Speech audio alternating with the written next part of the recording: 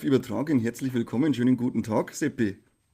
Guten Tag, freut mich sehr hier zu sein, Kali. Ja, das freut mich auch, dass du da bist. Und wenn die Leute die sehen, wissen sie normal schon, was halt ansteht. Wer nicht lesen kann, Talkthrough. Genau. Jede... Ah, schau her, jetzt redst du zeitversetzt über mein Handy. Das ist ja verrückt. Das ist ja Krasse Carniception hier. Technik. Wo es ja auch geil ist, es gibt jetzt auf YouTube diese Doppelstreaming, wo man dann ja ein die Shorts ausgespielt werden. Aber dadurch, dass wir jetzt da nebeneinander angezeigt werden, sind wir halt jetzt einfach jeder nur, man sagt, meine rechte Schulter und deine linke Schulter. Two-Face-Action, oder wie? Schon, das ist schon Geil. nicht schlecht. Müssen wir mal kurz schauen, ob wir das im Layout, nein, wir können unser Layout auch nicht so ändern, dass wir übereinander sind. Naja, Wo kann man denn das sehen? den anderen Stream, Ja, den siehst du, der wird sollte dann normal in ein paar Short-Schauer einmal ausgespielt werden. aber ich konnte den nicht aktiv suchen, oder wie? Ja, und Stream kannst du auch aktiv Schon. suchen. Schon wieder schwarz ist schon einer Leute, Oh, der Gnedelwurzler total. und der Marquez, Cecil Marquez, Dragon Ah, dann kann ich Cry mal so. und Krawallmauzen. Haberdere, servus, grüßing. Grüß dich. Na, du musst immer sagen, Jetzt sagen, grüßing, grüß euch, das die darf man nicht hören. ich schieße einfach fett Herzl in den Chat. Schau hier. Bam, bam, bam, bam. Geil, oder? Ich schieß fett Ejakulat in den Chat. Siehst wieder nichts, was nicht mehr was draufsteht, weil du es verpatzt. Weil alles so milchig Ich ist. setze immer meine coole Gamerbrille auf. Das ist eine coole Gamerbrille. Was kann die? Oh, da kann man voll gut gamen dann. Ja, so. Ich hab dafür Perfekt. ich hab wieder so einen Sparkling, Ah, sowieso Gott, das war's warm. Drink. Hast du jetzt ins Augen gelangt, du Vollidiot? Ah, ja. Also ich glaube, ich habe mir den Bügel ins Auge geschossen. Du bist der Dümmer vom Fucky Markt, das sage ich dir. Ah Gott, deswegen soll man mir keine Spielsache geben. Sehr schön, haben wir schon ein Short-Potenzial hier. Alec. Okay. Aber nochmal für So. die, neue Uwu Edition. Uwu Edition für was? Ja, keine Ahnung, was das eigentlich ist. Das letzte ist wie so Eistee mit Sprudel drin. Das ist jetzt ein Sparkling Blueberry. Blaubeergeschmack auf alle Fälle. Wäre für diejenigen, Das die nicht ist eigentlich das multilingual gebildet Gesöff, sind. das der Stroppo in Mixer mit irgendeinem Dürüm einhaut. Ich weiß nicht. Haben wir irgendwo gesehen. Das hat lustig ausgeschaut. Frisst er zuerst einen Dürüm halber und dann mixt es mit so einem komischen Zuckergetränk. Kotzen. Ja, das ist sicher nicht so köstlich. Genauso wie das Getränk ist jetzt auch nicht so köstlich. Das Oh, sind alles so Dinger, die einfach nicht geil sind mit Kohlensäure. Jetzt du die Brain weg, weißt du gerade wieder sagen, was stichst. außerdem blendet die brutal. Also haben so, die spiegelt so krass, dass mit direkt in die Augen blendet. Aber es ist schon ein bisschen geil, Naja. G. Das ist so ein Anime-Tussi mit dicke Ja, das glaube ich ist Busen, das. Oh, Katzenoptik. aha.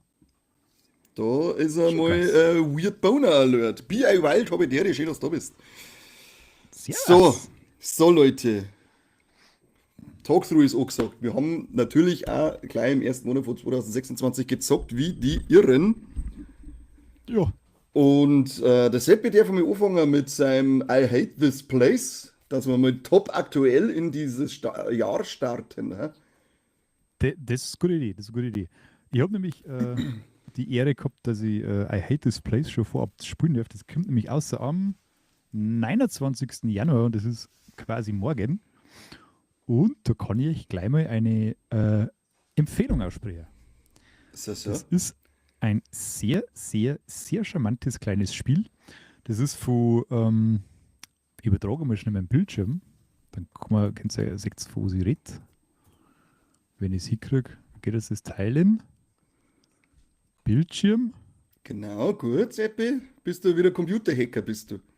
Fenster, Fentanyl. anklicken, teilen. So, sieht man es jetzt. Brutal. Brutal. Ich krieg So Wahnsinn, gut, wie ich wenn das es so fit, hinkrieg. wenn es warst, wenn wir streamen miteinander beim Zocken, das war cool. Aber da wird im Hintergrund zeigen, aber gleich noch und nöcher, dass überhaupt nichts mehr geht. Aufgeladen, was aber noch viel schlimmer ist. So, ihr seht es schon. Das ist ein bisschen ein Horror. Und zwar ein bisschen ein Survival-Horror mit Survival-Elementen. Das heißt, es ist ein bisschen Crafting dabei, es ist ein bisschen Basisbauen dabei. Man muss schauen, dass die Dame, die man da spielt, auch immer schön isst, dass es nicht vom Fleisch fällt. und hat da seine Geschichten. Und zwischendurch muss man durch einen verfluchten, verwünschten Wald laufen, trifft ganz viele verrückte Charaktere und muss seine Freundin finden, die am Anfang bei einem missglückten Ritual verschwindet. Also es ist so ein bisschen spooky, hat so ein bisschen 80er-Vibes drin. Mir ist mir so ein bisschen vorkommen wie The Babysitter. Das hat ja auch so eine besondere Atmosphäre. Das ist ja eigentlich irgendwie so ein Horrorfilm, aber eigentlich ist er ja nicht Horror, sondern irgendwie so ein bisschen gruselig, ein bisschen lustig. Aber hat halt so eine coole Atmosphäre, das ist da auch drin. Ist es Und isometrische Optik oder wie die das ISO? ist, ja genau, das ist so Ah, ISO-Style. Deswegen mal ein bisschen andere Perspektive bei so einem Survival-Horror-Spiel.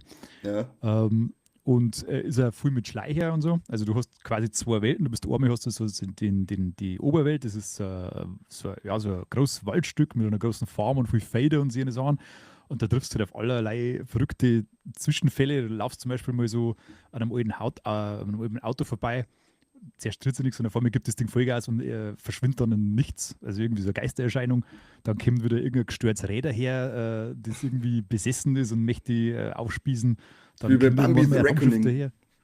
Ja, genau. Dann kommt ein Raumschiff und entführt ein Gas und lauter so gestörte Sachen passieren da. Und du kannst, es gibt ja in jedem Open-World-Spiel, das ist ein bisschen eine offene Welt, gibt es ja immer so Beschäftigungen. Und Mhm. bei dem ist es ja so, dass wenn du, es hat einen Tag-Nacht-Rhythmus, wenn du jetzt in der Nacht unterwegs bist, dann kann es passieren, dass dir irgendwie, dass der Geist über den Weg läuft und wenn du den dann verfolgst, dann nimmt dir eine andere Dimension mit und du musst dann herausfinden, warum der gestorben ist. Das ist eine ganz coole Nebengeschichte, die da so abläuft und das bricht das gesamte Spielgefüge so ein bisschen auf, weil du machst dann komplett was anderes wie im Rest vom Spiel. Und da hat das hat lauter so kleine, aber feine Ideen drin, die das einfach spaßig machen. Dazu kommt da so ein geiler 80s-Vibe, Synthi-Sound und so eine Geschichten. Cool. Und ich bin wirklich vollends überzeugt. Es hat ein paar kleine Bugs gehabt jetzt noch beim Testen. Also ich bin einmal einfach nur an einem unsichtbaren, wo es auch immer hängen geblieben. Einmal bin ich durch die ganze Level-Architektur geflogen. War quasi, weiß ich nicht, bin ich in einem schwarzen Bildschirm gehängt und bin ganz auf und ab geflogen und dann habe ich mir wieder das Level gesehen, dann mal wieder nimmer. Also das sind da so kleine Bugs drin, die aber hoffentlich, also die Entwickler haben schon gesagt, sie machen einen Day-One-Patch und sie haben sich dessen bewusst, dass da ein bisschen Murks drin ist und sie machen das ganz schnell weg. Also da glaube ich, kann man drüber hinwegschauen. Wie gesagt, es kommt morgen aus, es ist für Rock Square Thunder, die haben mit Bloober Team verbandelt. Die kennt man ja vom Silent Hill 2 Remake, von, wird das heißen, das Sci-Fi-Horror-Ding. Ja, Gut das, ist ja erwischt, gell? das Dead Space ATG. inspirierte Dawn. Ich weiß nicht mehr. Ich weiß auch nicht mehr. Hey, ich muss schon Es ist auf meinen alle Fälle ganz PC cool. ausstecken, meinen Laptop ausstecken, weil mein Bildschirm, mein Ding hat mein Strom. Da, Bloober Team schauen wir noch. Können wir natürlich nicht so stehen lassen. Kronos, The New Dawn. Genau, Kronos! das haben sie The New Dawn, oder? jetzt gerade erst rausgebracht, genau. Und die haben eben auch so ein Indie-Label, das heißt, glaube ich, Broken Mirror Games und die haben quasi das ein bisschen dann übernommen.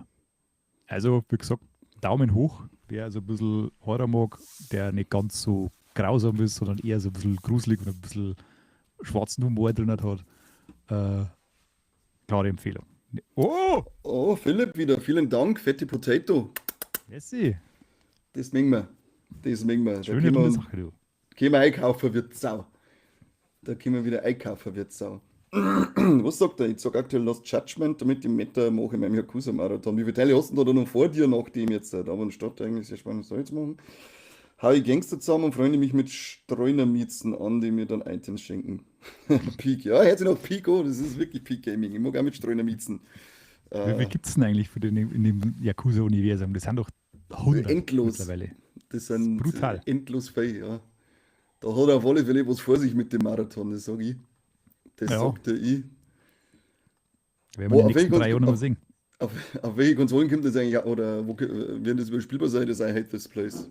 Das gibt es auf alle Fälle PC und Playstation. Den Rest muss ich jetzt direkt schnell nachschauen. Ich meine, dass das Switch rauskommt. Da bin ich mir nicht mehr ganz sicher. Schauen wir lieber nach. Und ja, was ich noch ganz vergessen habe zu erwähnen, das basiert auf einem Comic. Da gibt es eine Comicbuchreihe. Die haben wir jetzt auch besorgt. Die habe ich allerdings leider nicht in Papierform gekriegt, weil es das irgendwie nicht gibt bei uns. Jetzt haben wir es auf dem Kindle laden müssen. Das ist natürlich unangenehm, Das aber ist echt bitter. zum Einschauen taugt es auf alle Fälle. Und wenn es wirklich so gut ist, wie jetzt das Spiel mich glauben lässt, dann werde ich schon irgendwie auftreiben. Also PlayStation 5, Nintendo Switch, Xbox und PC. Gibt es Ungefähr quasi die überall. Spielzeit, kann man das schon sagen? Ja, so ungefähr 10 Stunden. Also Ah, man das ist kommt schön. darauf, wie viel, dass man sich mit dem Crafting und so weiter befasst, aber relativ, also viel mehr, da wirst du nicht rauskriegen. Also es ist eine schöne, kompakte Erfahrung ähm, und hat einfach ja, schöner B-Movie-Flair einfach. Geil. Oh, Gnädelwurzler haut auch noch was raus. Gibt es auch noch eine Potato? Hier, Sauer. Vielen, hier. vielen Dank. Oder weißt du schon, was das heißt? Das müssen wir jetzt Seit, dann einmal so geil animieren, dass da irgendwie so voll das laute, nervige, ewig lange Geräusch reinkommt in ja, irgendeinem kleinen Grafik oder sowas, dass man uns ja, gar nicht mehr hört. irgendeine geile Macht man doch das Kartoffelgrafik eigentlich. brauchen wir da auf alle Fälle dann. Ja, genau. Ich bin momentan bei The Thaumaturge, das sagt mir gar nichts. Und dann Octopath Oh ja, Traveler doch. 2. Da habe ich ein T-Shirt davon. Warum Mit hast du davor ein Traumata. T-Shirt? Ja, habe ich geschenkt gekriegt. Also, Das ist so ein Rollenspiel im alten Polen, glaube ich, im alten Warschau oder irgendwie sowas. Das hat auf alle Fälle Warschau immer kenne ich ziemlich nur geil ausgeschaut. Warschau kenne ich nur von der Black Metal Band. Wie heißen's? The Marduk. Warschau. Na, Marduk. Marduk, Warschau. Oh, Geiler Mädel, Schl schreib mal was zu Nein, Octopath Traveler 2, Entschuldigung. Er Ich habe spielt den bei zweiten meinen Teil. Da zu wünsche ich dir viel Octopath Traveler Spaß. Zero gefunden. Da wünsche ich dir viel Ja, Spaß. Da kannst du auf alle Fälle mal 100 Stunden einplanen, wenn du wirklich alle Nebenstories und so weiter noch mitmachst. klangt das. 140 hätte ich jetzt gesagt. Na, also ich war schneller durch als beim ersten Teil. Ich glaube, beim ersten Teil habe ich 135 drauf gehabt und beim zweiten 117 ungefähr. Ich habe leider, also ich habe das gar nie komplett durchgespielt, fällt mir gerade. Ich habe die übergeordnete Story nie beendet. Aber Ich jetzt habe nur riecht das die nicht ganzen schön. Story-Arcs da durchgespielt, weil die waren ja teilweise so geil einfach. Voll. Aber dann habe ich irgendwie nicht mehr weitergespielt. Das Huh. ist blöd. Das ist Mhm. blöd. Ja, aber wenn wir bei dem Game-Style-Genre gerade sind, dann mache ich schnell weiter mit Sea of Stars habe ich endlich gespielt. Oh, Sea of Stars. Bin Zucker. ja schon durch mit der Hauptstory und hab gleich Okay. noch ein Ding neu geschissen, jetzt noch den DLC. Und also das ist echt wirklich ein wunderschönes Spiel, das Ding. Das ist so, Das hat ist so wahr. einen schönen Animationsstil. Die Musik ist obergeil. Das ist so richtig schön Super Nintendo gefiedelt teilweise. Das macht ober Spaß. Die Geschichte ist auch super. Die Figuren, vor allem der Gal, einer Freund, der da dabei ist, das ist ein richtig liebenswerter Charakter. Aber halt eigentlich auch rundum alle Figuren, die man kennenlernt. Diese Piratenbande sind unglaublich liebevoll geschriebene Figuren. Cooler Humor mit drinnen, vor allem mit dem komischen Windmagier, der bei den Piraten ist, der nicht eine Augenklappe hat, sondern zwei. Völlig geil bescheuertes kleines Detail, so ich ähm, ist ja cool, wie detailverliebt das die sind, weil die Piraten, wenn du irgendwo hinkommst, die sind dann immer in der Taverne drin und spielen da, ja mit der Band. Und du kannst mit denen auch reden, während die spielen, jeder hat ein anderes Instrument und du hörst die Musik, wenn du mit einem redst, der einen Kontrabass spielt, dann hörst du, dass der Bass weg ist. Wenn du mit dem redst, der die Trommel spielt, dann hörst du, dass die Trommel weg ist. Also da ist wirklich auf jedes Detail geachtet worden. Ist ja so, von der Story her dann auch ziemlich krass, dass sie nicht einmal davor zurückgeschickt haben, Hauptfiguren zum Opfern. Also es ist auch der Psst. Tod da Psst. dabei. Und zwar stirbt er, sage ich natürlich nicht wer, aber man muss schon aufpassen, in wen man sich verliebt an Figur. Hätte ich mir gar nicht erwartet, weil so von der Optik her ist es doch recht kindlich gehalten.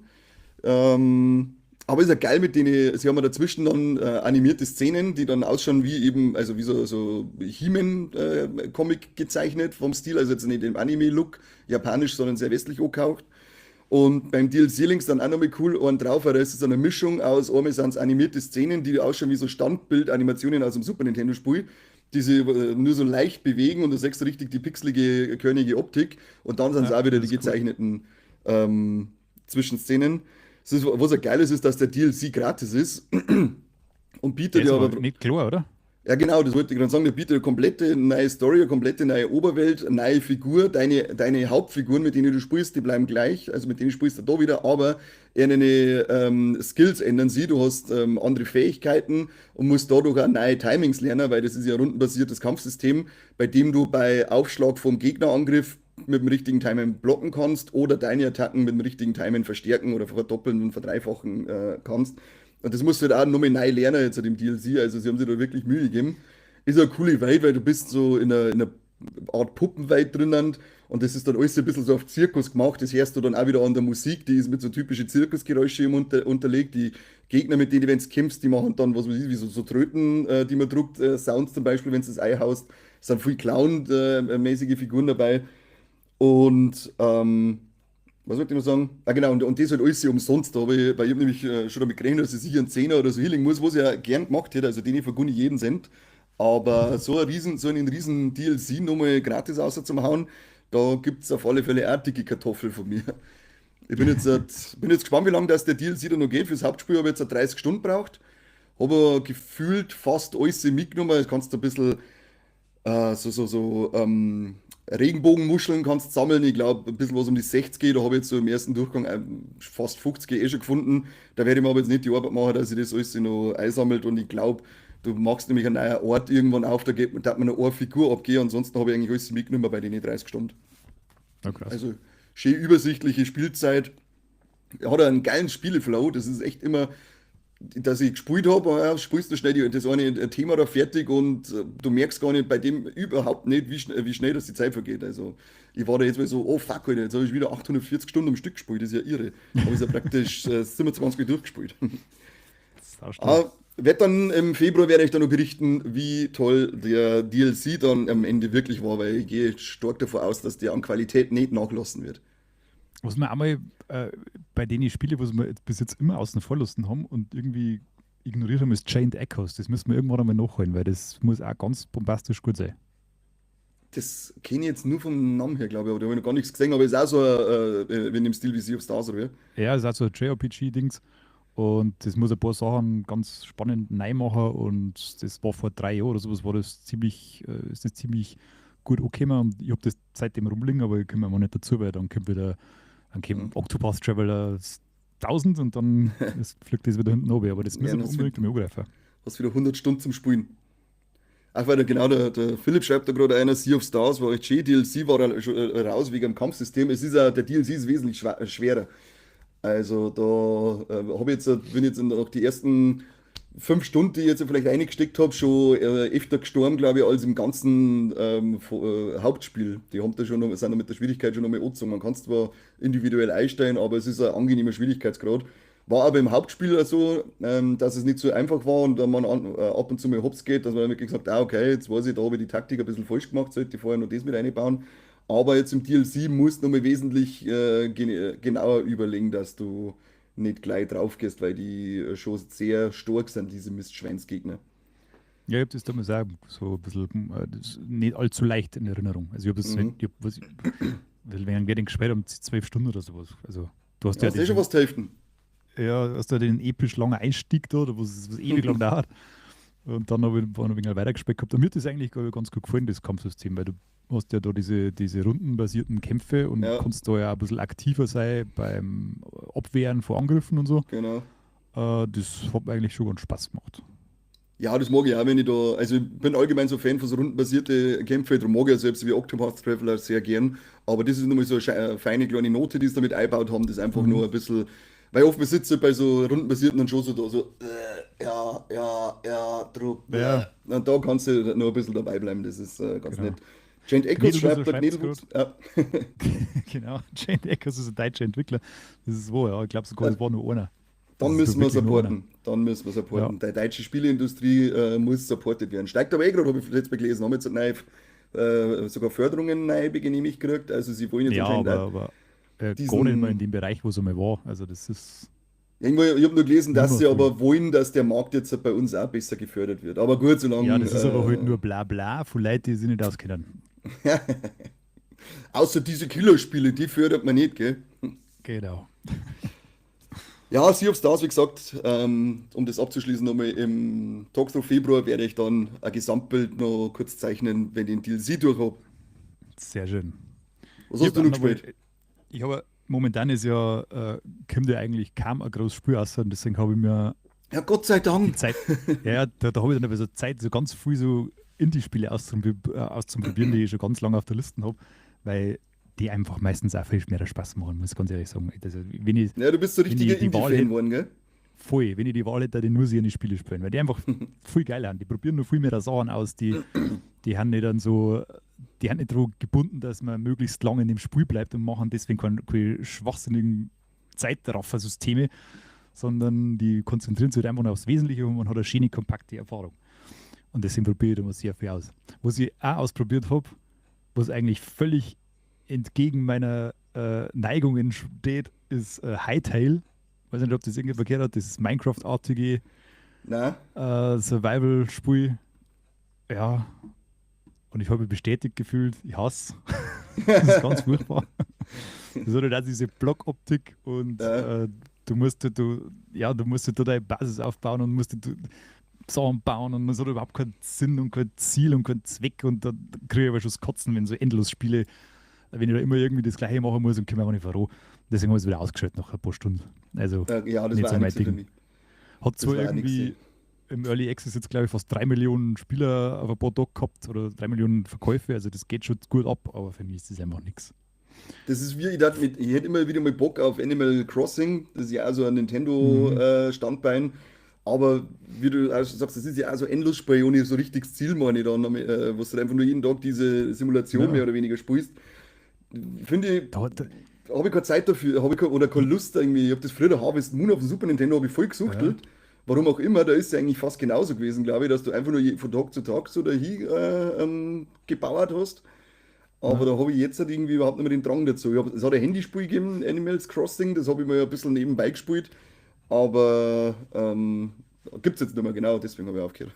Bei mir ist das ganz komisch. Ich kriege dann so innerliche Unruhe und verfall so in furchtbaren Stress, weil ich Angst habe, dass ich gerade Lebenszeit massiv verscheiße. Obwohl das Das ja ist eigentlich eher so ADHS ist entspannende das. Spiele sein sollen. Ja, genau. Weil will ich gar nicht so mein Ding. Bravely Na Default egal. schreibt der Gnedelwurzler gerade, da er mir empfehlen. Die habe ich tatsächlich schon auf der Liste, dass ich die irgendwann einmal spiele. Das große Problem ist nur die Zeit. Was Hm. machen Sachen? Was ich auch noch angespielt habe, da habe ich jetzt aber noch nicht viel gesehen, aber ich habe ein bisschen was drüber gehört und was ich bis jetzt erlebt habe, ist das auch sicher empfehlenswert. Ich sage das mal wieder, jetzt wo ich es ja gelernt habe. Ich hätte übrigens auch Moment. Battle Card zu Sea of Stars und habe es nicht eingeblendet. Ah gut, das kannst du dann nächstes Mal sagen. Mhm. Das ist zu spät. Ja, ich weiß, das habe ich wieder gut So. gemacht. Und zwar habe ich The Drifter ausprobiert.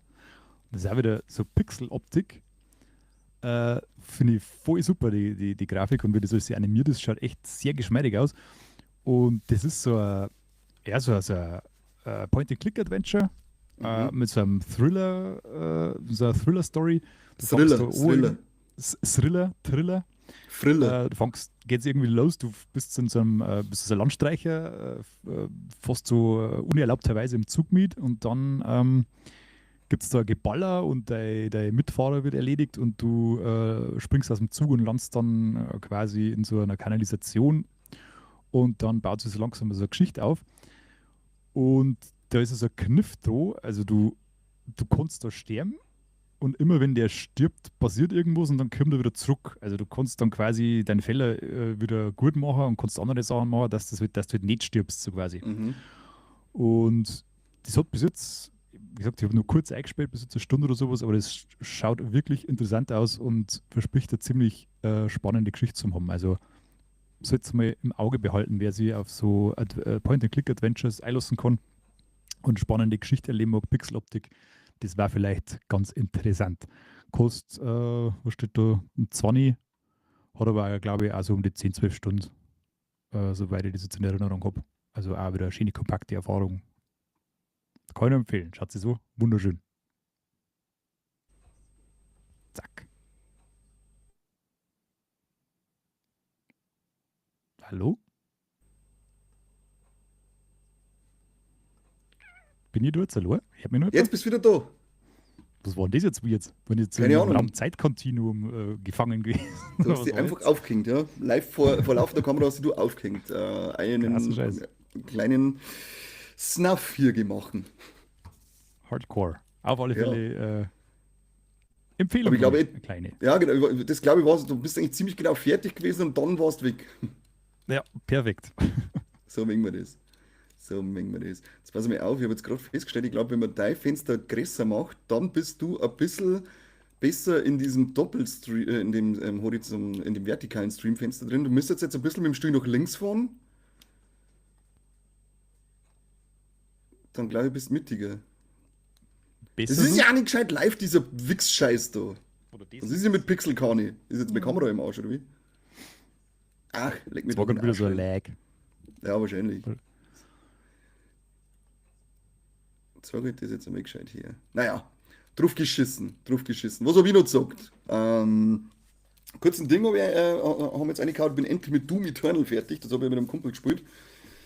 Und sind jetzt gleich in den ersten DLC eingestiegen. Und also ich kann Doom, ich möchte nach den DLCs möchte ich dann auch das aktuellste, das letzte gekommen ist, noch spielen. Jetzt weiß ich gerade nicht, wie es heißt, Dark Ages, Dark glaube ich. Ages. Bin So ich schon ganz sehr, anders sein wie Eternal, gell? ja, Ganz genau, und anders. das finde ich ja das Geile. Das ist dann so eine Mischung aus den ersten zwei Teile, dass sich da jeder Teil komplett anders spielt und bei jedem Teil wirklich eine eigene Taktik schlagen musst. Und halt, also diese geile 90er-Ballerei ist einfach Weltklasse. Wirklich nur Metal Blast und durchheizen. Und die DLCs auch von Doom Eternal, das Spiel ist ja an sich schon sauschnell. Und ich glaube, die DLCs sind noch schneller. Wir haben angefangen zum Spielen und ich dachte, Alter, was ist denn jetzt? Als hätten wir es noch nie gespielt, so schnell ist das abgegangen. Aber Doom Eternal kann ich euch nur empfehlen. Wer auf so Shooter-Kost steht, ist da genau richtig. Die haben wirklich das Handwerk perfektioniert in meinen Augen.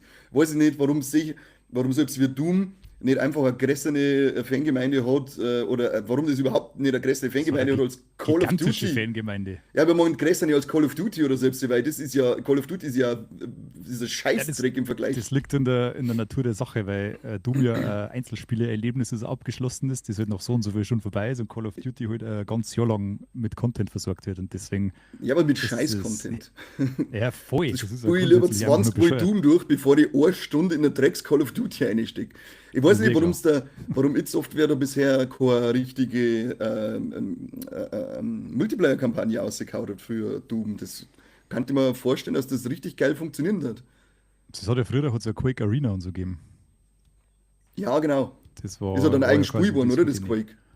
Ja, das war, glaube ich, ab dem dritten Teil oder so. Glaube ich, ist das so ein Arena-Shooter geworden, so ein Das kann Multiplayer-Ding. sein, ja. So etwas wie Unreal, oder wie es heißt, Genau, Unreal das, Tournament. das waren die zwei großen Konkurrenten damals, wie ich Ja. noch jung Ich war. darf mal, Ich hab ich darf mal voll, ja, das weiß ich auch noch, Unreal Tournament Quake. habe ich einfach mitgespielt. Das war ein Multi-Kill, Monster-Kill und so weiter. Das war ja das Ja, ja, Unreal das war schon Tournament. ganz geil. Das Das war, hat schon hat mir auch Spaß Spaß gemacht. gemacht, ja. Aber ich bin auf alle Fälle weil dafür und Fan davon, wenn Call of Duty und die ganze Battlefield-Scheiße sich verpissen hat und dafür eine riesige Doom-Welle über uns einbrechen hat. Wirklich geil mit Multiplayer-Kampagnen und so weiter, weil das ist Shooter-Gameplay par excellence, möchte ich nochmal kurz festhalten. Muss ich direkt dann nochmal einspielen, weil den habe ich tatsächlich auslassen, aber das war im Game Pass drin, glaube ich. Ja, Kannst du den zocken. dir ist es schnell, du kommst ja bei Smash Brothers und Mario Kart schon mit. Was möchtest du bei Doom? Ja, Smash Bros. ist ein Epilepsie-Simulator. Ja, Das aber ist ja das ganz auch. furchtbar. Weil du Na, vor allem das darf man nicht sagen. Doom Eternal lebt ja von Bewegung. Also du darfst nicht stehen bleiben, weil dann bist du relativ schnell tot. Du musst immer in Bewegung sein. Und es ist wirklich die Arenen, in denen du manchmal kämpfst, die sind dann überschwemmt mit Monster und halt auch so große. Und du brauchst für jeden großen eine eigene Taktik, wo du als erst drauf schießt, damit du ihn erwischt und das immer in Bewegung. Also das ist auch mal so aus, dass das jetzt, boah, leck, Alter, das geht doch nicht ohne Koffein injizieren. Ja Sonst gut, komme ich da nicht mit. da muss ich Vor allem wieder bin ich einmal eigentlich ein spielen. furchtbar Aber jetzt, schlechter Shooter-Spieler. Ich wundert sowieso, wie das geschafft hat. Ich kann eigentlich überhaupt keine Ego-Shooter. Bin ich einfach zu dumm davor. Ich denke, oh Gott, wo muss ich nicht schießen? Auto-Aim 5000 einfach. Das Ja, ist das war ja das so was. Gescheite. So, So. Seppi, was hast du noch gehört? Ich kann nur eine Kleinigkeit vorstellen. Dein Penis?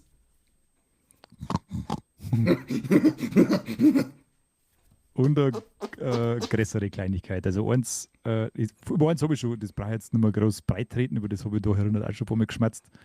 Weil das habe ich in der Gamescom, glaube ich, schon angespielt und dann auch nochmal eine Preview-Version. Und das habe ich euch natürlich schon erzählt und da ihr alle immer fleißig zuhört, wisst ihr genau, von wo ich rede. Die haben sie in der Regel auswendig gelernt. Und wenn nicht, dann gibt es Sackschellen.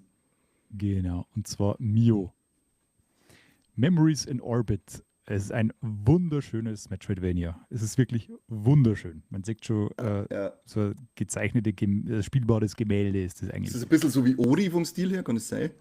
Das ist so eine Mischung, ich würde sagen, das ist eine Mischung aus Silksong und Ori. Also es ist schon Mhm. knackig schwer. Aber es hat halt einfach diese wunderschöne Welt, die mit so einem wahnsinnig entspannten Soundtrack hinterlegt ist. Es ist butterweich, wirklich unglaublich gute Steuerung. Mhm. Und schwebt aber so ein bisschen unterm Radar. Also es hat halt bei Weitem nicht diese Reichweite wie manche andere Serien spielen. Man sieht da, das hat nur 951 Rezensionen auf Steam. Das ist halt, eigentlich soll es viel mehr Raum. Ja, Also wenn's, schreibe mir auch nicht gleich. nein, das darf ich nicht. Nein, ich habe, wie gesagt, ich habe das ja schon ein paar Mal ausprobiert und also klare Empfehlung. Jeder, der Silksong und so eine Spiele mag oder generell so Side-Scrolling, Metroidvania-Sachen, holt euch das. Das ist wirklich wert. Ja, hätte ich schon Bock drauf, Zack. das schaut schon geil aus. Ich hätte aber auch auf die Ori-Teile mal Bock. Ja, die haben auch Riesenempfehlung. Vor allem der zweite Teil ist eines der besten Spiele aller Zeiten, will ich was behaupten. Muss ich mal schauen jetzt, weil ich habe jetzt 50 Euro Nintendo-Guthaben geschenkt gekriegt für einen E-Shop. Und ich hätte erst gemeint, dass da geil Es gibt, aber leider ist das irreführende Werbung der Name. Drum werde ich jetzt halt Bitte. doch mir Nintendo-Spiele kaufen. Und Also die mehr erwartet von Nintendo eigentlich. hätte ich auch mehr erwartet, ja. Deutlich Familienfreundlich klarer, ist das zu nicht. Aber da hätte ich dann eben, habe ich mir schon so Sachen aufgeschrieben wie Ori, eben Cuphead. Oder Ja. eins von den Monkey Ball Spiele, die auf dem Gamecube das erste Mal rausgekommen sind. Das waren ja, glaube ich, wieder so coole, kurzweilige Partyspiele. Mal gucken. Lasst euch überraschen, Bubens.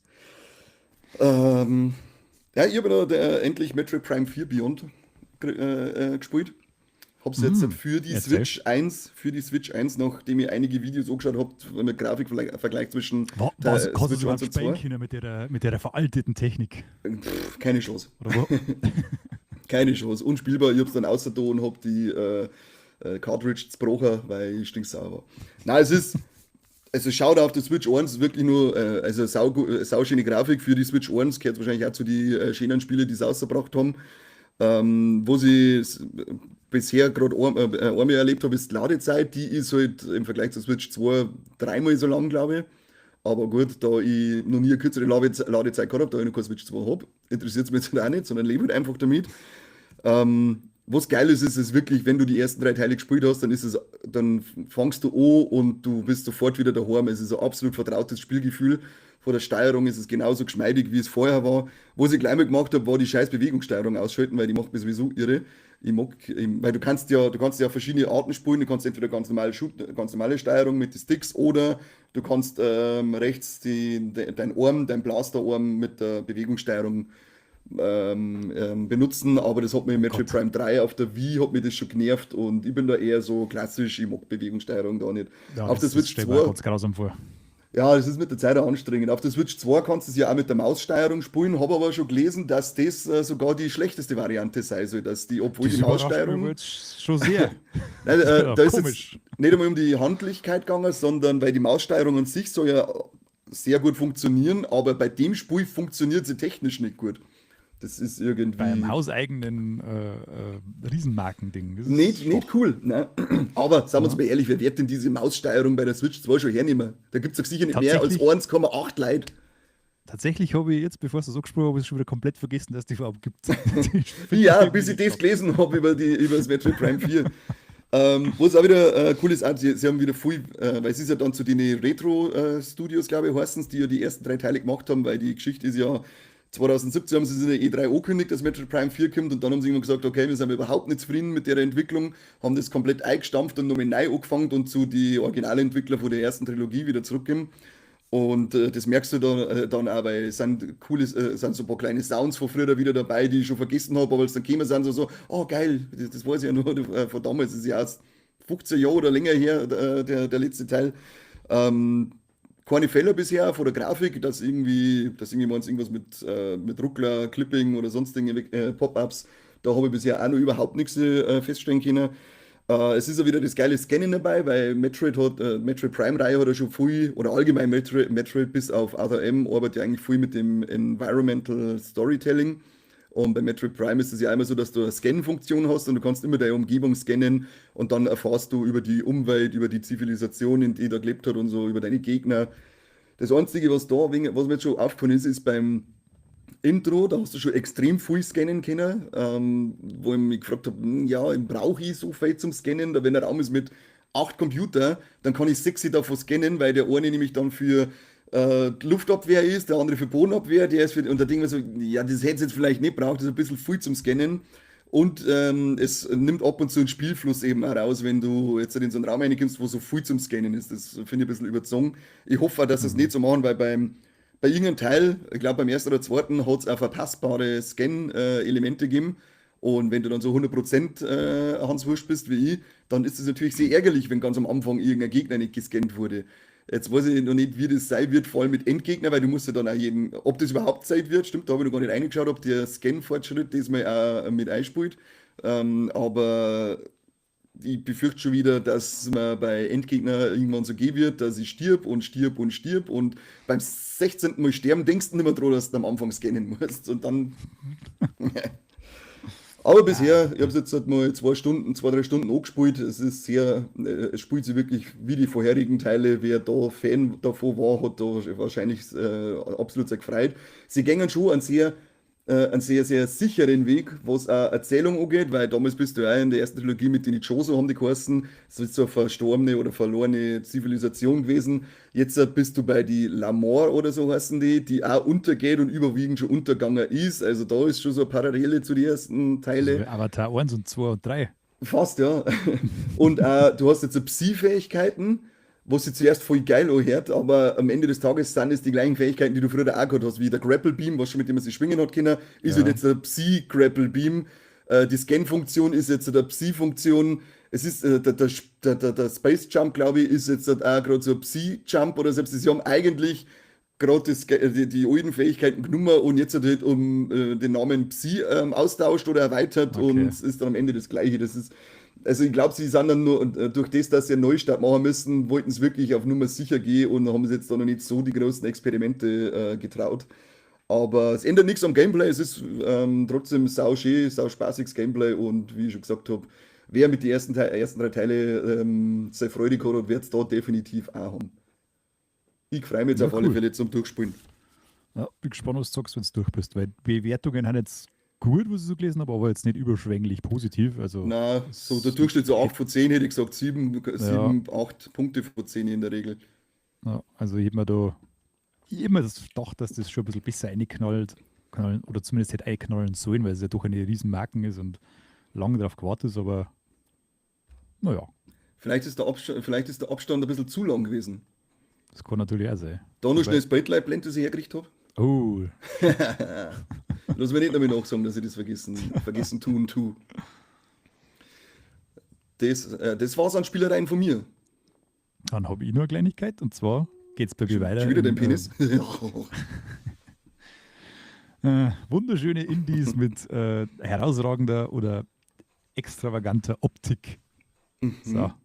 und zwar habe ich noch gespielt White Knight. Und das ist mittlerweile 11 satte Jahre alt, What the fuck? aber hat nichts von seinem Charme verloren, weil ihr werdet es gleich sehen, diese Grafik ist absolut zeitlos. Denn So wie die Grafik von Doom 64. ungefähr, na, sie ist nämlich komplett schwarz und weiß. Und zwar nicht einfach schwarz und weiß, sondern es gibt nur schwarz und weiß. Geil. Komplett durchs Spiel durch. Ähm, das spielt, glaube ich, in den 30er Jahren, so zu Zeiten der großen Depression. Und du bist da so ein namenloser Held, der gerade vor der Bar rausgeht und dann so leicht angesäuselt abhaut mit seiner Karre und dann einen kleinen Unfall baut, weil eine junge Dame ihm in die Quere gekommen ist, die dann aber verschwindet. Man ist dann so ein bisschen angeknackst und versucht sie in so ein Herrenhaus zu retten und dann geht der ganze Bums los. Kann man sich schon denken, in welche Richtung das geht. Es wird ein bisschen gruselig. Es ist so ein Survival-Horror, eigentlich ein ziemlich klassischer mit fester Kameraperspektive und Mhm. ähm, viel Rätseln und so weiter. Das Nur mengen wir. der Kniff an der ganzen Geschichte ist, du hast da keine Waffen und du kämpfst da nicht. Du musst da diese Geistererscheinungen und bösartigen, sonst was da ist, noch kommt, mit Licht vom Körper halten. Und du hast entweder Streichhölzer, die dir quasi, mit denen du überhaupt erst einmal irgendwas siehst, weil es ist ansonsten fast immer nur schwarz, äh, von denen du nur 12 oder sowas gleichzeitig rumdrehen kannst und die natürlich abbrennen. Und Mhm. manchmal auch gar nicht zum Anzünden gingen, wie in echt auch, was ziemlich mies ist. Wenn es dann da steht, so zick, zick, zick, und dann geht der Scheiß einfach nicht an und dann verlierst du ein Zündhölzel und kannst schauen, was bleibst. Vor allem, wenn da schon irgendwas auf die Fersen ist. Geile, Und geil. zum anderen kannst du halt elektrisches Licht anzünden, aber die Leitungen damals waren halt alle ein bisschen kacke und deswegen funktioniert das alles nicht so reibungslos und du musst halt ein paar Rätsel lösen, dass du immer wieder in Sicherheit geraten kannst. Und Das ist wie während du Luigi's dadurch, Mansion. Hast du auch was erst mit sagst der du? Taschenlampe, Ja, wie ja, Luigi's Mansion, hast du ganz, erst mit der Taschenlampe lasern müssen. ganz ähnliches Spielprinzip. Und während du da durchs Dunkel kämpfst, ja, möchten halt immer wieder ein paar so Geister dir ans Leder und du stirbst, also wenn es zu lang dunkel ist, stirbst du an der Panik, die das bei dir auslöst. Und wenn die Geister erwischen, stirbst auch an der Panik, die da auslösen. Also du hast da, Mhm. bist jetzt nicht der super stabilste Typ. Und währenddessen du halt da rumirrst, deckst du halt so die Geschichte von der Familie auf, die da in dem Haus gelebt hat und erfährst halt so, was da alles passiert ist und warum das jetzt so ist, was es ist. Und das ist ziemlich cool gemacht eigentlich. Also du musst halt viel lesen, aber Mhm. diese Tagebucheinträge und die man halt so findet, was halt so klassisch in diesem Genre ist, sind sehr gut geschrieben. Und ich finde, die Geschichte hat einen krassen Twist irgendwann und ich finde das richtig, richtig geil. Also kann ich auch nur empfehlen. Ist halt natürlich spielerisch ein bisschen clunky, was halt an der Natur der Sache liegt, weil Survival Horror früher mit fester Kamera war halt einfach, das gehört halt einfach zum Spielgefühl dazu, Ja. dass du manchmal nicht genau siehst, was das nächstes Hill versuchst und was da hinter der nächsten Ecke lauert.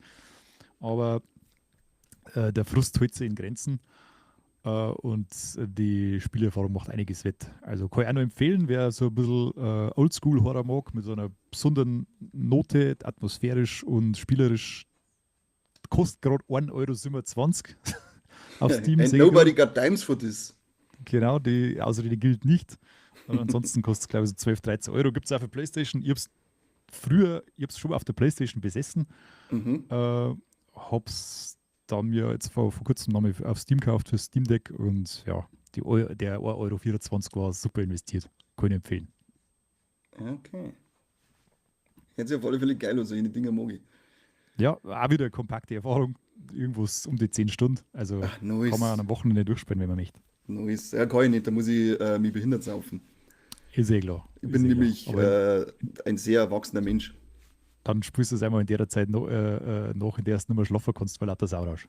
Ja, Das genau. bietet es auch. Und dann speichere ich mich an. Klassiker. Ja, genau.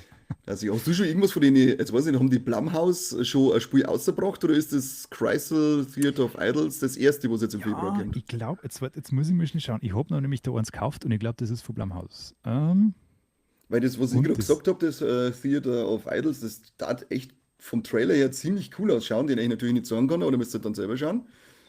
Mit so komische Dämonen besessene Puppen und gruselige Gefrieser und alles. Also das darf gar nicht so schlecht ausschauen. Ich bin echt mal gespannt, was die da so treiben.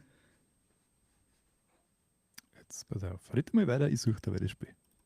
Ja, ein paar Ankündigungen habe ich noch gelesen. Es ist jetzt anscheinend Wolfenstein 3 in Entwicklung.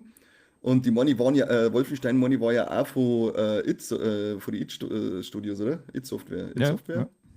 Da bin ich mich jetzt auch schon am spekulieren, ob ich nach Doom dann nicht einmal die Wolfenstein-Reihe angreife, weil die dürfen ja dann ein ähnlich geile Spielerfahrung haben. Und was jetzt anscheinend auch noch geplant ist, als Remake wieder zum Thema ist Resident Evil Code Veronica.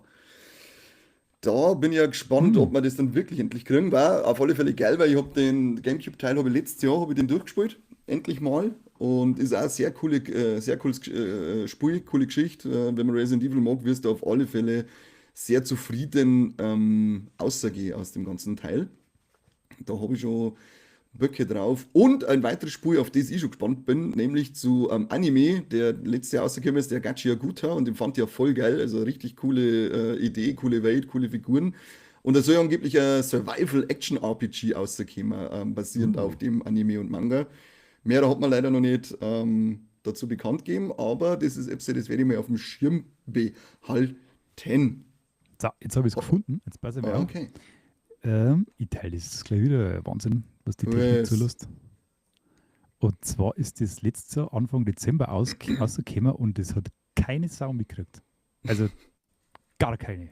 Ich weiß nicht warum, aber Blumhouse hat sich irgendwie gedacht, hey, das bringen wir heimlich aus, das soll man kommen. Das Ding heißt Sleep Awake und das ist unter anderem von einem von Nine Inch Nails, von einem von den Bandmitgliedern, der hat auch schon mit ein paar Soundchecks und so weiter für Spiele gemacht und hat jetzt da auch mitgewirkt. Und ich finde, dass es offen geil ausschaut, wenn du das mal so anschaust. Das hat voll die krassen Style. Ja, voll. Und das muss auch eine ziemlich weirde Geschichte haben. Also, es hat viel mit Schlaflosigkeit und mit Traumwelten und so weiter zum tun. Und da, wo du dann auch scheinbar irgendwie hin und her switcht und so. Mhm. Ähm, die Geschichte soll dann irgendwann ein bisschen total abdriften. Das erklärt auch die ausgeglichenen Rezensionen, von denen 150 Leute das gespielt haben. Aber es hat auf alle Fälle sehr viele coole Ansätze und ich finde, der Leute, also der Grafikstil und auch der Sound muss ziemlich geil sein. Also ich habe mir das einmal geschossen für ein 20 oder so, 28, 29, mal zum Schauen, was Aber Blumhouse jetzt so treibt. noch nicht eingespielt. Aber noch nicht eingespielt. Das habe ich auf alle Fälle noch vor. Ja, musst du mir den Trailer noch anschauen, zu dem, was ich gesagt habe, dieses Crisol, also CRISOL schreibt man es, Theater of Idols, das ist auch ein Ego-Shooter, schaut ein bisschen so Steampunk-mäßig aus, von die Waffen jetzt halt her und recht verrückt mit den komischen Puppengegnern, die dann teilweise Menschen Oh ja. Gliedmaßen haben und so, das schaut. Mhm. Ich bin auf alle Fälle gespannt, was Blumhouse Gaming technisch auf die Füße steht, ob sie da auch so eine Nische, sage ich jetzt mal, schaffen wie bei den Filmen. Weil da hat ja Blumhouse auch so seine eigene Nische geschaffen mit seichter Horrorunterhaltung für jedermann. Aber dazwischen auch immer wieder mal so ein Ausreißer, wo du sagst, ja, das ist jetzt mal wieder richtig geiler Horrorstreifen. Werden wir beobachten und vielleicht dann Sie berichten, was müssen halt auf alle Blumhouse da Fälle macht. mal schauen, dass irgendjemand mitkriegt, dass er noch in die Spiele rauskommen. Das war schon mal ein wichtiger Schritt. Das war echt, Die können die geilsten Spiele auswählen, was wenn es keine Sau mitkriegt. das war echt nicht schlecht, ja. Das ist immer so eine Thematik, die soll ja jetzt Geschäft für sich eigentlich entdecken. Ja, auf Aber alle naja, Fälle. who am I to judge? Hast du noch was gespielt oder bist du durch mit den Spielen? Ich habe nur eins gespielt, aber das kann ich nur ganz kurz anreißen, weil das ist wirklich ein kleiner Horror-Klassiker. Ja. Das ist 1995 oder 1996, also sau spät eigentlich auf dem Super Nintendo rausgekommen und auch nur in Japan. Und Nippon. das hat aber, ja genau, und das hat aber, also es, ich sag's wieder her, ich bin so frei. Zeig's her. Zeig's mir. Äh, das Alter hat Zeiger. zwei ganz außergewöhnliche Sachen. Zum einen ist das offensichtlich vom Argento-Film inspiriert. Mhm. Und zum anderen hat das eine Spielmechanik zum allerersten Mal aufgebracht, die später auch Resident Evil unter anderem zu seinem Erfolg verholfen hat. Und zwar diese Flucht vor einem bösen Monster-Spielmechanik. Und zwar ist das Clock Tower.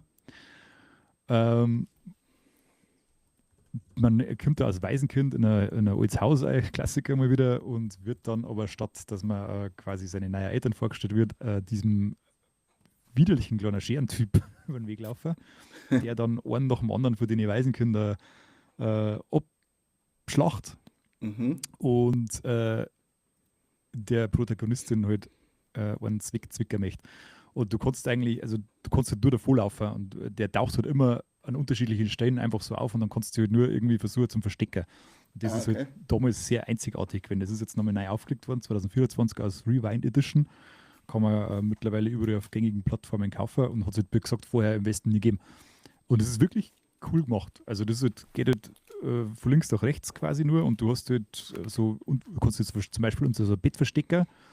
Wenn der dann auftaucht, dann hat er seine Sachen und du hast auch ein paar so blutrünstige Zwischensequenzen drin, also was man sich alles gedacht hat, was damals auf dem Super Nintendo eigentlich nicht geben können. Also echt ganz cool gemacht. Kann man zwischendurch mal ausprobieren, wenn man mal schauen möchte, wo denn diese Survival-Horror-Geschichten mit Angst und Abhauen und so weiter denn eigentlich herkommt. Also das hat es wirklich schon vor einigen Jahren in Pixel-Optik gegeben und ist Ist nicht da, erst mit Amnesia und so weiter ist da groß dabei geworden. gestanden, von welchem Argento-Film das inspiriert ist? Den ihr da letztes Mal besprochen habt. Phänomena, oder? Genau. Haben wir jetzt fast gedacht, weil sie nämlich die Hauptdarstellerin erinnert, die da vom Spiel ist, die hat jetzt schon stark irgendwie ein wenig an die Hauptdarstellerin von Phenomena erinnert. Die heißt auch Jennifer. Also Schon, ja. das hat der Entwickler auch damals gesagt. Also das ist tatsächlich seine Inspiration gewesen, sowohl von der Geschichte so ein bisschen mit dem anscheinend und auch die Hauptdarstellerin ganz stark. Ja, die hat auch da ist auch die Schlafthematik drin und so. Also Herz ist eigentlich Mhm. wir haben eine Folge drüber gemacht und dann spielt Ja. Herz unsere Folge Classics, Phenomena von Mike und von mir und dann spielt Clock Tower. Habe ich mir jetzt auch Gibt schon es zwar saubere aufgeschrieben gehabt. Classics. Aber Haben wir hallo, mal weggeputzt dann. sauber weggeputzt. So, das war's. Hey, dieses Jahr haben noch einige Spiele krasse Jubiläen, gell?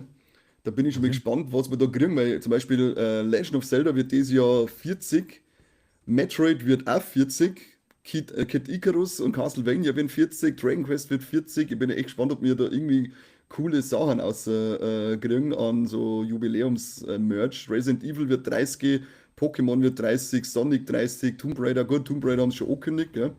Das ist so traurig. Das Crash sagt man Bandicoot einfach, 30 einfach Jahre nur, wie alt, alt das alter wir schon Schwede. haben. Ja, furchtbar.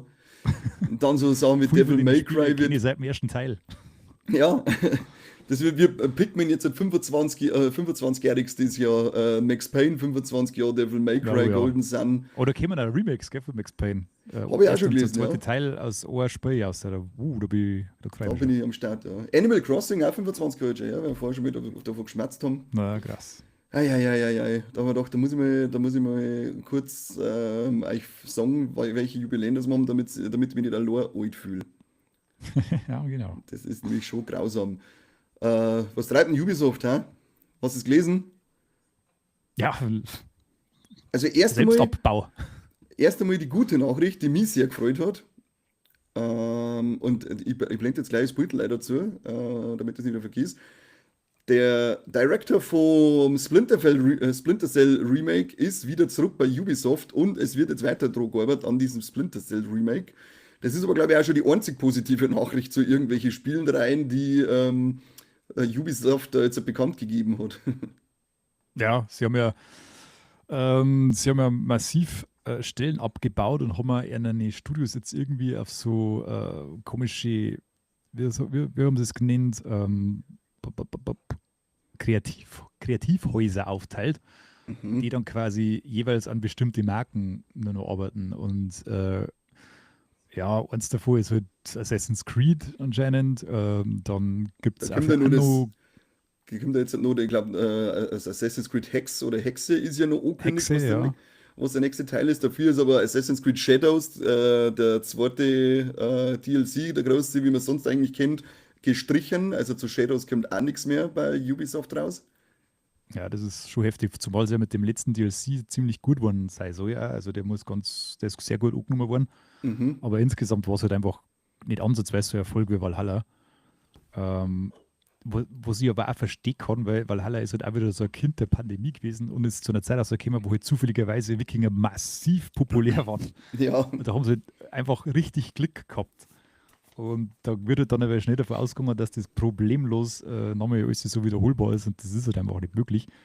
Und da leidet jetzt eigentlich kurz Spiel drunter, weil Shadows ist echt nicht schlecht. Kann man nichts sagen. ja gut, es ist ja, Aber es klang ja, wenn ein großer DLC nur rausgekommen ist und man sich dann auf den ja, nächsten Teil, wie dieses Hexe eben noch konzentriert und der halt dann qualitativ dafür auch wieder hochwertig wird im Hauptspiel schon, ohne dass ihr ein DLC braucht, damit es richtig gut wird. ja, was ich so ein bisschen problematisch sehe, ist so, äh, dass er sie auf Open-World-Spiele wie Assassin's Creed eben und Games as a Service-Spiele konzentrieren möchten. Ja, hat's Wo halt mit man ja Games as a eigentlich Service. jetzt halt sagt, dass das voll in die Hose geht, schon seit der Bojo. Die Mhm. PlayStation hat da ordentlich ins Klo bissen Ja, mit wie lange einer ist denn? Games as Nach a 2 Wochen haben sie das Ding wieder Service-Politik. ausgeschaltet, oder? Naja, da hat der letzte Studiochef hat ja noch groß angekündigt, jetzt machen sie mega die Game as a Service-Dinger. Haben etablierte Studios auf Games as a Service-Titel mit denen die großen Marken angesetzt und dann ist eins nach dem anderen eingestampft worden, weil nichts was geworden ist. Und die rausgekommen haben halt auch alle für den Arsch. Bungie haben sie noch gekauft, also die Destiny-Entwickler für großes Mhm. Geld, die jetzt dann Marathon rausbringen. Ob das funktioniert, weiß der Geier. Heute für eine ganz schwache Strategie. Aber Bin ich auch naja, gespannt, was machen. Sie hätten ja auch wirklich so geile Titel drinnen in ihrem Portfolio, was mich eben bei dem ganzen Ding jetzt auch richtig traurig gemacht hat, war, dass das Remake von Prince of Persia eingestampft haben. ja, Das das ist. ist ja eh schon seit Jahren, ist ja das schon angekündigt und letztes Jahr ist ja noch mal offiziell für dieses Jahr 2026 angekündigt worden und jetzt haben sie einfach eingestampft. Das ist so bitter, weil Ähm, das ist so eine geile Marken eigentlich. Ich weiß nicht, voll, warum sie ja. es so stark hassen, weil sie haben jetzt da mit dem Metroidvania Prince of Persia wird's geheißen. Ja, Ähm, das ist das Geile. Ich spiele es immer noch. Ja, Das spielen wir da immer haben wir noch, auf weil alle es Fälle ein super Spiel ausgebracht. Das ist auch The von Lost Tag Crown, 1, oder? Lost Crown, genau. Ja, Das ist auch von Tag 1 wirklich hervorragend gepolished worden und so weiter. Also auch voll. ganz ein tolles Spiel. Dann haben sie mit Rogue Prince of Persia haben sie auch nochmal so Roguelite ausgebracht, das auch sehr gut angenommen worden ist. Und das erste hat sich ja über Millionen Mal verkauft, was für ein Metroidvania halt auch wirklich eine gute Zahl ist. Weil du Ja, musst ja schon ein bisschen schauen, Marke hin und her, aber das Genre ist halt kein 100 Millionen Seller. Also es gibt keine nein. Metroidvanias, die sie in Riesensummen verkaufen, außer halt vielleicht einmal Silk sagen, aber das ist halt eine absolute Erscheinung. Und deswegen hat sie das eigentlich gut verkauft. Aber für Ubisoft ist das halt nicht genug, Das ist ja anscheinend. das, wenn man so ruhig ist. Ja, und dann entscheiden sie sich halt dann für Szene an. Aber das Problem, glaube ich, jetzt bei dem Remake war eher das, dass qualitativ unzufrieden waren. Ja, man hat so gerade in dem Battle, das wo ich eingeblendet habe, das glaube ich war ja schon mal so ein erstes Battle aus Remake aus, wo man auch gedacht habe, ja, Ja, ist das das nicht ist, gerade eine HD-Aufpolierung vom Originalspiel? ja, Ich weiß jetzt auch nicht. Das ist dann glaube ich mal nur ein Leak rausgekommen, wo das noch mit einer aufpolierteren Version rausgekommen ist. Also sie haben dann schon dran gearbeitet, hat aber auch nicht so geil ausgeschaut. ja. Aber ja, wie gesagt, schade, dass das komplett einstampfen, weil das Gameplay damals schon ziemlich cool war. Und das könnte man jetzt, wenn es in einem vollwertigen Remake auf der PlayStation 5 hast, dann könnte man das richtig geschmeidig zum Spielen vorstellen. Und ich hätte immer wieder Ja. Bock auf so etwas, wie ich es letztes Mal schon gesagt habe, wie Uncharted und auch Tomb Raider, wo man wirklich ein bisschen so erkunden und klettern und so weiter muss. Und das war ja bei Prince of Persia auch geil. Oder eben dann Ja. diese Lost Crown-Reihe weiterführen. Das war natürlich die noch geilere Variante, wenn da noch mal was käme. Ja. Aber dann sie Was, auf, wie der Philipp schon schreibt, scheiß Live-Service-Klump. Ja, genau, wenn ich mich dann ja. auf den Dreck konzentriere, weiß jetzt auch nicht, ob das so spielerfreundlich dann ist, dass das wirklich gut Ja. aufgenommen wird. Das Bittere ist halt, wenn so ein Remake schon eingestampft wird, weil die meisten, die machen ja oft Remakes von ihren erfolgreichen alten Spiele, um zum Schauen, ob Mhm. die Marken noch was wird. Das hat man ja Mhm. Das hat ja bei Resident Evil angefangen, da ist ja sehr wohl was geworden und deswegen ist da ein Remake nach dem Remake nach dem Remake gekommen. Das war aber zum Beispiel auch bei Dead Space der Fall, das ja Electronic Arts ausgebracht hat, wo es wirklich ein grandioses Remake war. Das Also war es war super, hammergeil. das war hervorragend. Ja. Aber das hat sich halt nicht gut verkauft und deswegen machen sie auch keine weiteren Teile. Weil hätte sich dieses Remake gut verkauft, dann hätte es auch ein neues Dead Space gegeben. Und hätte sich jetzt dieses Sense of Time Remake gut verkauft, dann hätte es auch ein neues, vollwertiges, riesengroßes Prince of Persia geben können. Und so schaut es jetzt eher danach aus, dass die Marken einfach jetzt komplett eingestampft wird oder einfach im Keller verschwindet. Und das ist halt echt bitter. Ja, oder vielleicht verkaufen sie es ja an irgendein anderes Studio und die wissen dann, wie man damit umgehen muss. Das passiert halt so gut wie nie, weil keiner irgendwie seine Assets da hergibt. Ja, ja, weil irgendwann War kann ja, es ja vielleicht doch noch mal brauchen. Also scheiß Messis. ja eben, genau. Oder irgendwo läuft da noch irgendein Mark 50 einer und dann Ja, geht das genau. natürlich nicht. Und das ist, ja, es ist bitter. Ja, ich bin gespannt, was da jetzt so passiert, weil es ist ja jetzt schon eigentlich seit einiger Zeit so, dass von Ubisoft immer mehr schlechte Nachrichten kämen als gute Nachrichten. Ja. Also, die glaube ich, die schießen sich gerade selber ein bisschen ins Aus. So kommt mir das schon langsam vor.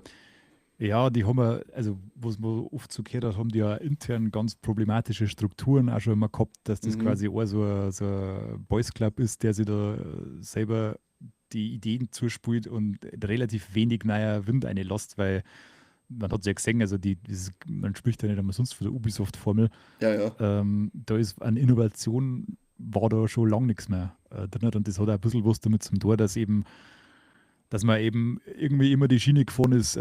Erstens war es nur ein kleiner elitärer Club, der überhaupt neue Ideen irgendwie einbringen hat können, die abgesegnet wurden. Und zweitens hat man sich immer irgendwie ein bisschen auf dem ausgeruht, das man schon gehabt hat. Und dann haben halt, durch das sind halt auch so Spiele dann entstanden, wie Clair Obscur zum Beispiel, weil das ist ja hauptsächlich von frustrierten Ubisoft-Entwicklern gemacht worden, die sich Mhm. halt dann da ausgegliedert haben, selbstständig gemacht haben und dann eher eine Ideen selber umgesetzt haben. Man sagt also, es war viel Potenzial in der Firma, aber das ist immer irgendwie so durch so ein Flaschenhals abgeschnitten worden. Und das, das kann so ein Unternehmen über kurz oder lang nicht verkraften. Wenn, die Spiele haben ja auch riesengroß, das heißt, die kosten Schweinegeld. Und Ja, wenn das die kommt dann ja auch nichts noch dazu. einsparen, dann kann das nichts werden. Schau dir nur Skull and Bone so. Das hat Hunderte von Millionen Euro verschlungen und außergekommen ist einfach absoluter Scheißdreck. Also das wollte niemand und das braucht niemand und das wird da nie irgendjemand spielen. also total an der Zielgruppe vorbei entwickeln. Jeder wollte ein nice Black Flag und dann kriegst du so ein, ja, so ein Bootspiel, wo du nichts Geil. machen kannst, das rumschippern. Das war das Ja. Allergeilste, was durchgezogen haben, die Affen. Brutal. Ich habe ein wenig alleine gespielt, also da fragst du dich wirklich, wer soll das wollen? Wer soll das wollen? Ja, ich Aber weiß ja naja, nur immer, sie haben's dass durchgezogen. ein Black Flag Remake ja auch noch in Arbeit ist. Bin ich mal Ja. gespannt. Ja, das war ja bei dem Prince of Persia Remake auch schon so komisch. Sie haben ja schon im Hintergrund ein paar so Sachen halt gesungen. Es hat ja ein paar neue Registrierungen gegeben für irgendwie Soundtracks und so weiter. Irgendwie auf der Website haben auch schon ein paar Hinweise gekommen und dann einen Tag später oder so, wo es plam eingestellt. Also ganz komisch. Und ob das, wie das dann bei Black Flag ist, wo auch schon ein paar so Sachen passiert dann, keine Ahnung, ob da noch was kommt. Something is Ob wrong das- with the guys. Voll, voll. Naja. Solange es gerade als Ja. Prince of Persia kommt, sollen sie mir am Arschloch lecken. Sowieso. Komischerweise muss ja irgendwie Beyond Good and Evil muss die Streichungen überlebt haben. Weil da Echt? arbeiten sie ja auch schon so gefühlt seit 25 Jahren an dem zweiten Teil. Und da machen sie scheinbar immer noch weiter. Ja, da ist dann vielleicht, wir arbeiten wir schon so lange dran, das ziehen wir jetzt einfach durch, egal was passiert. Ja, so wie bei Skull and Bones eben. Genau, auch wenn es dann jeder hasst. Was kommt im September außer zum Zockeln? Da kommen dann, glaube ich, ein paar kleine Im Highlights. September. September, Februar meine ich. Ich bin schon wieder sauber zu schnell. Was kommt im Februar außer? Ein paar geile Highlights haben wir ja, wie zum Beispiel Reanimal, glaube ich, kommt ja endlich außer, oder? Kommt es im Februar wirklich? Das Ich ist meine geil. schon, ich habe jetzt zumindest hier eine Auflistung mit den Spiele-Releases und da steht Reanimal auf 13. Februar datiert drinnen.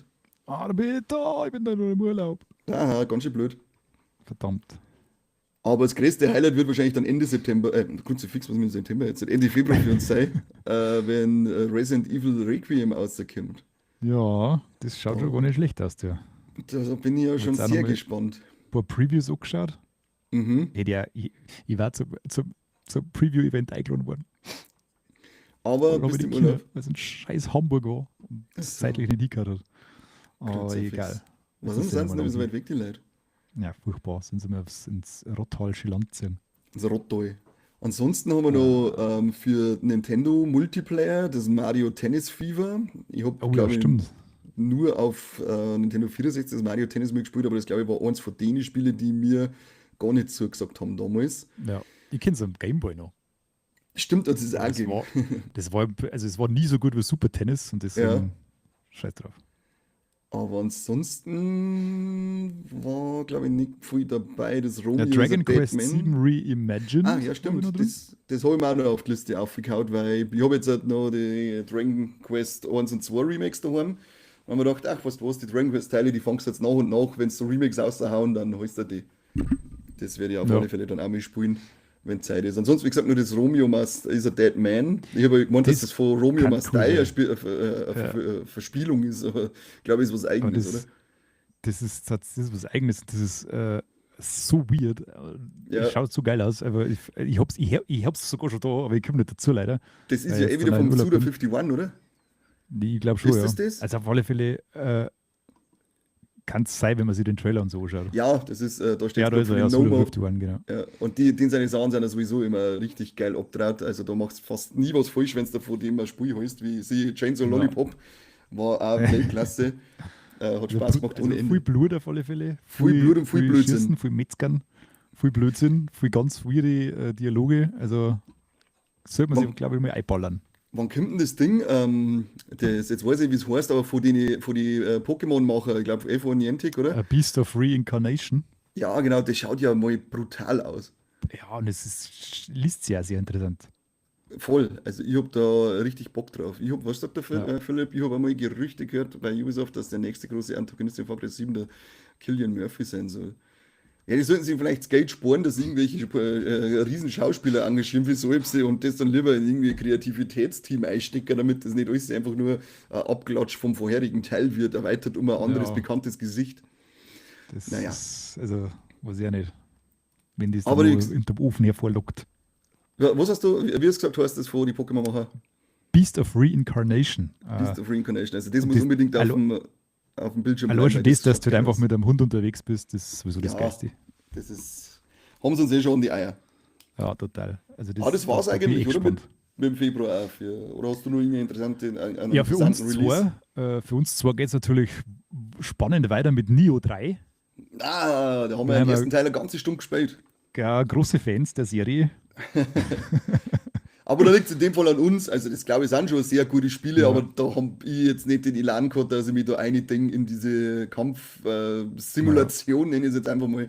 Das ist Ja, mir zu anstrengend gewesen. Da habe ich keine Lust gehabt. mit der voll schwer, wenn du gerade mit Elden Ring und so weiter drin bist und dann musst Mhm. du ähnliches, aber doch ein bisschen anders und ein bisschen trägeres Ja. Kampfsystem angewohnt bei so einem Souls-like, das ist dann schon wegen Kacke. Und wenn man halt auch miteinander uns durchspielt, weil es hat man zu zweit Ja, geplant, dann ist das ja kacke, wenn man das gerade alle paar Wochen, weil da soll jetzt, ja. glaube ich, drin bleiben im Flow, damit du das Spiel einfach Ja, und vor allem ist es verinnerlichst. echt schwierig, wenn es gerade bei so Souls-like, wo es deinen Charakter nach deinem Spielstil irgendwie formen sollst, wenn du das dann zu zweit spielst, musst du immer irgendwie einen Kompromiss eingehen und das ist dann bei so einem Spiel, glaube ich, ganz schlecht. So Also geht nicht. für Solo-Spieler ist das vielleicht schon ganz cool. Aber Aber ich mir bin wird raus. der Kelch auch wieder vorbeigehen. Also beim dritten Teil fangen wir jetzt nicht an. Keine Chance. Ja. Und ansonsten glaube ich, Styx kommt noch ein neuer Teil. Das ist so das Stealth-Spiel da mit dem komischen Ork. Mhm. Das hat auch Fangemeinde, so heißt es immer. Ich habe es noch nicht gespielt. Aber das ist auch immer, ich glaube, da war bis jetzt auch jetzt in die PlayStation Plus-Spiele mal drin. Ja, passt, können wir aussitzen. Ja, Ich werde mir sowieso nichts also. holen, außer das Resident Evil Requiem, weil ich nämlich ganz froh bin, wie du vorher schon mal gesagt hast, dass jetzt lange Zeit keine Riesenspiele gekommen sind. Mhm. Und die Zeit jetzt eben nur ausnutzt, damit ich alles nachhole, was ich jetzt noch nicht gespielt habe, wie eben Sea of Stars, Metroid Prime 4, Dragon Quest 1 und 2 müssen noch durch und Octopath Traveler Zero müssen eigentlich auch noch durch. Das werde ich zwar nicht alles bis zum Februar schaffen, aber selbst danach, glaube ich, ist ja auch noch eine Zeit lang ein bisschen auf Laute, bis die richtig großen Spiele kommen, die mich wieder interessieren. Wie das mit dem Das kann gut kleinen sein, ja. Robotermädel, Pragmata. Äh, Pragmata, ja, genau. Aber das ist vielleicht nicht so lange hin. Ich glaube, das kommt aber April schon. Ja, aber dann ist zumindest noch mal so ein Monat dazwischen, weißt du schon. Also es Ja, ist ein wenig, zumindest ein bisschen angenehmer, gestreckter, als es letztes Jahr vom Sommer bis Dezember war. Da war ja bam, bam, ja. bam, jeden Monat 8 Spiele, die jeweils 100 Stunden wollen. Da bist du nicht mehr durchgekommen. Das war schon krass. Leck mir in den Arsch, hab ich mir gedacht, Ach, wie soll ich das alles machen? da fällt mir nur gerade ein, weil ich es gerade lese, bei Crimson Desert kommt jetzt auch wieder. Da hat mir die Entwickler haben mir ein kleines Präsent gemacht und zwar eine Schallplatte. Voll geil. Da habe ich auch geil gefunden. Das war in einem Paket, das gestern angekommen ist und da waren Aha. ganz herzliche Weihnachtsglückwünsche drinnen. Da habe ich Oh, gedacht, hey, cool. Ende Januar.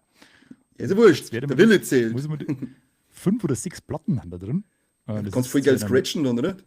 voll, das ist zu einem Black Scratchen. Desert, das MMO, das niemals irgendjemand jemals gespielt hat. Aber So ich werde mir redest das du aus jetzt der nur über Fallefälle dann, so redest du jetzt über das Spiel, nachdem sie so präsent machen. Du bist da wohl die undankbarste Wulze auf der Welt. das ist korrekt, das ist korrekt. Aber Also die das werden es ja wissen nie wir ja. mitkriegen. Und was noch dabei war, zu einem nächsten Spiel, dieser Rucksack, Oh, zauberhaft. Crimson Desert. Und ich habe mir gedacht, weil wir ja so eine treue Fangemeinde haben, dass wir den einfach mal verlosen oder so. Hä? Ja, das können wir machen. Da überlegen wir uns noch ein schönes Gewinnspiel auf der Zockerei basierend und dann verlosen wir einfach mal diesen Rucksack. Oder die Das Schallplatten auch, machen wir. oder ist mal schwer Nein, die Straße Schallplatten sagen. kriegt keiner, weil ich habe einen Schallplattenspieler mir gekauft und jetzt möchte ich ja Ah, Schallplatten so. besitzen. Aber den Rucksack, Okay. den bin ich willens abzugeben. Ja, dann schauen wir mal. Vielleicht machen da genauso viele Leute mit wie beim Weihnachtsgewinnspiel. Keiner wollte das schöne Weihnachtslego haben, diese faulen Kackbratzen. Schwach. Da müssen wir noch irgendeinen Echt Gutschein mit richtig schwach. einlegen.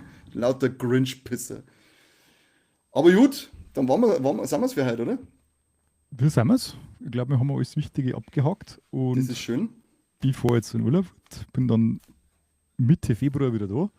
Heißt, ich werde im Dauerhaft. nächsten Talkthrough wahrscheinlich nur Resident Evil gespielt haben, aber ich glaube, das klang auch, Das glaube ich lang. dass wir da ein paar Einblicke dann haben. Ich schaue, dass ich es auch gleich zum Release da habe, dann können wir uns nächstes Mal auf Resident Evil konzentrieren. Genau. Und ich kann euch dann noch sagen, wie der DLC von Sea of Stars war. Und vielleicht habe ich Metroid Prime 4 schon durchgespielt. Mal schauen, ich weiß nicht, wie lange das dieses Spiel dauert. Aber wir werden es sehen, wir werden es sehen. Ansonsten nochmal danke an alle, die heute dabei waren und gespendet haben vor allem. Da gibt es wieder die Ja, fettesten Potatoes von uns. riesig Potato. Macht's es gut. Unsere neue Folge ist rausgekommen zu Death Gasm 2. Gorogeddon. Oh, da bin ich gespannt. Da sollen ja die Meinungen auseinandergehen. Da gehen die Meinungen sehr auseinander, außer bei uns in der Folge. Wir sind uns ziemlich einig gewesen, der Mike und ich. Aber jetzt ist Echo ist sogar nicht Steady-inklusiv, obwohl es eine Fortsetzung ist. Da seht ihr mal, wie Uh, wie spendabel wir sind, wie voller Nächstenliebe. Und dafür wollen wir noch viel mehr Steady-Abos für euch. Und Please.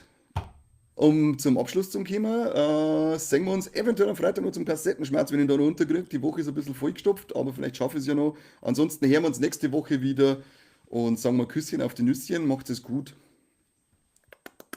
Servus. Wiederhören.